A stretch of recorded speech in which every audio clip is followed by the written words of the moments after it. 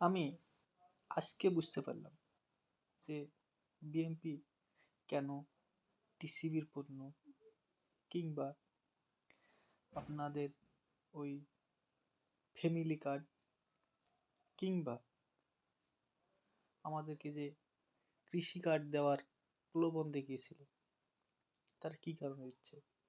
এই ভিডিওটি দেখলেই বুঝতে পারবেন।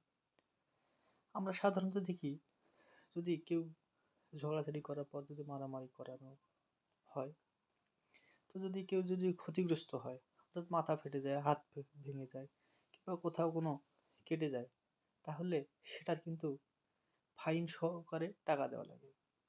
তো সেটাই বুঝলাম যে এরা আগেই এইসব দিচ্ছে কেন, যে মারবে, পরে যদি ক্ষয়ক্ষতি হয় তখন বলবে আমরা ওই যে টিসিবির পণ্য দিয়েছি, আমরা ওই যে ফ্যামিলি কার্ড দিয়েছি, আমরা ওই যে কৃষি কার্ড দিয়েছি। কি বলেন আপনারা?